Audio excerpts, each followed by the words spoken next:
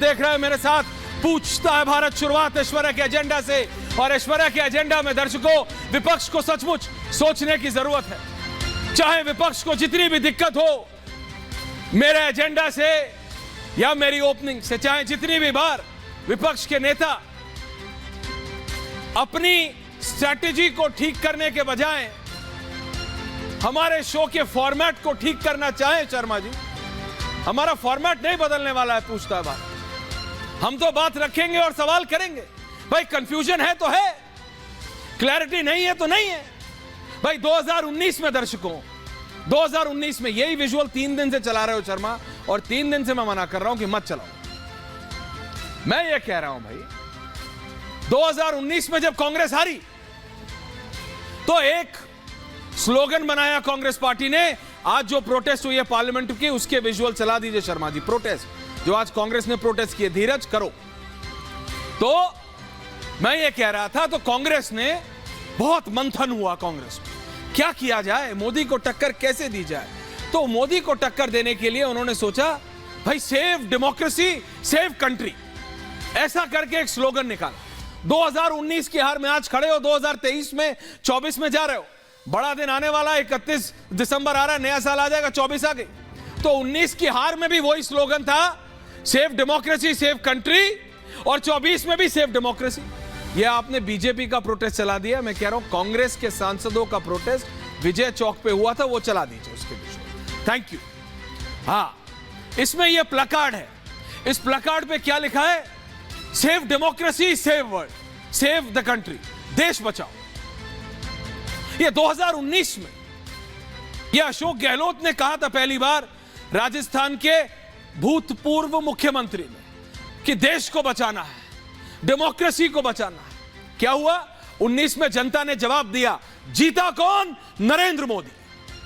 और 2019 के बाद दर्शकों, mind my words when I से इट, जितने भी इलेक्शन में कांग्रेस हारी, विपक्ष हारा, हर बार चाहे किसी का नेता जेल में जाए, चाहे किसी के ऊपर करप्शन की ईडी रेड पड़े, चाहे किसी के पार्टी के सांसद के घर में 350 करोड़ रुपया कैश मिले, वो सब यही बोलते हैं, save democracy save the country. ये कमाल की बात।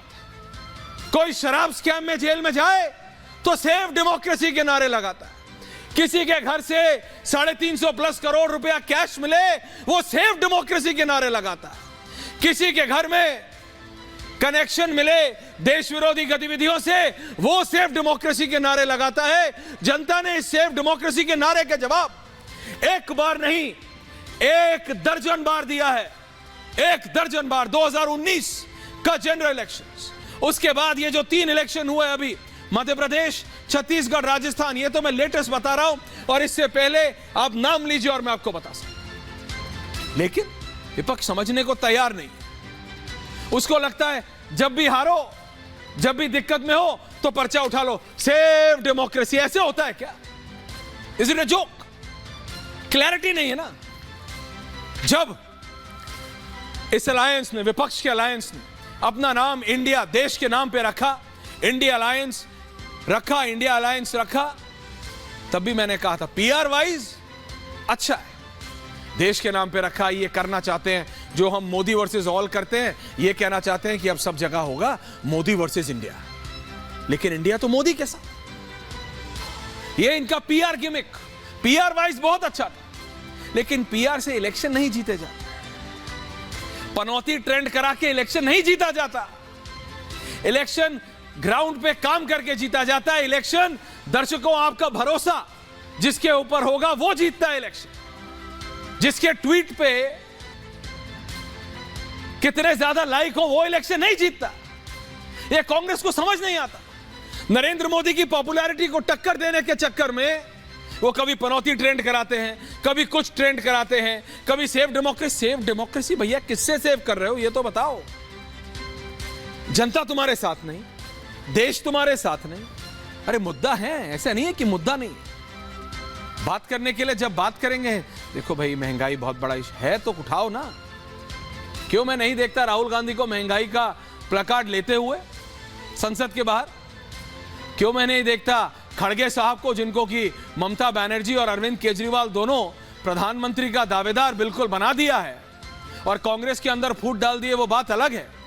लेकिन कब मैंने देखा खड़गे जी को नौकरियों के ऊपर बात करते हुए? हां, सनातन के खिलाफ बात करते हुए जरूर सुना। ये क्यों नहीं होता? क्योंकि क्लैरिटी नहीं, ना क्लैरिटी पॉलिसी पे है, ना क्लैरिटी नेता पे है। क्लैरिटी सिर्फ एक चीज पे है कि मोदी को हराना है। ऐसे चलेगा नहीं भाई, आपको समझना पड़ेगा। और दर्शक समझते हैं, ये बीजेपी इलेक्शन मशीनरी है। ये एक इलेक्शन जीतते हैं, हारते, हिमाचल हारे, कर्नाटक हारे, लेकिन उसके बाद क्या हुआ? They bounce back. How do they bounce back? By strategising, by restrategising. किसी ने सोचा नहीं था कि छत्तीसगढ़ में भारतीय जनता पार्टी इस तरह से भूपेश बघेल को हराएगी, अशोक गहलोत इस तरह से धराशायी हो जाएंगे, शिवराज सिंह चौहान 18 साल बाद भी नो एंटी इनकम्बेंसी और नरेंद्र मोदी के नाम पे बम्पर वोट लाएंगे। सोचा था? नहीं सोचा था विपक्ष ने। ये अपने उसी दाया पांचा में लग जाते हैं, ऐसा करेंगे, वैसा होगा, ऐसा होगा। अरे कैसा होगा? क्लैरिटी तो रखो। कन्वीनर चुन नहीं पाए हो, नेता चुन नहीं पाए हैं।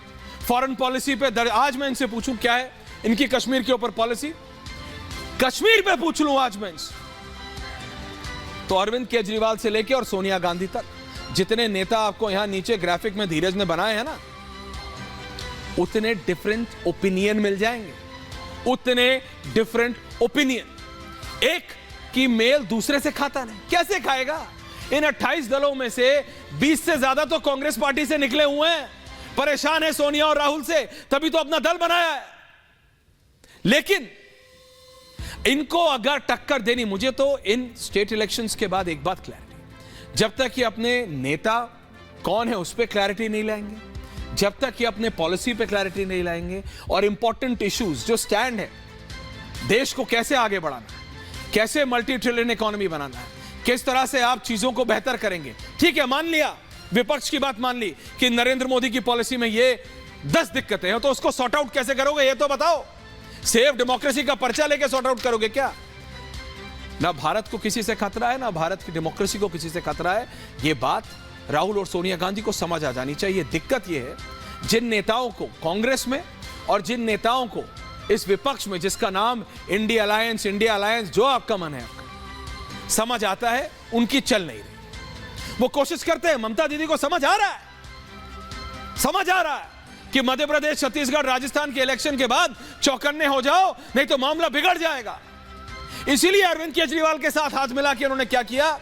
खड़गे जी का नाम आगे किया। कांग्रेस कैसे विरोध करेगी अपने ही राष्ट्रीय अध्यक्ष का? नहीं कर सकती। पर उन्हें पता है भाई पिंड छुड़ाना है, कुछ नेताओं से पिंड छुड़ाना है। अखिलेश यादव बाहर आके क्या बोले भाई पहले स्टेट का सिलेक्शन कर लो, सीटों का बहुत जरूरी है। उन्हें पता है भाई उत्तर प्रदेश में करना बहुत जरूरी है। बाबा ने इतनी लंबी लकीर खींच दी है उत्तर प्रदेश में कि क्या अखिलेश और क्या कोई और, क्या अखिलेश और क्या कोई और यही बात केंद्र की राजनीति में नरेंद्र मोदी ने की है और इसी पे है आज पूछता है Bharat. But first special report and then we debate.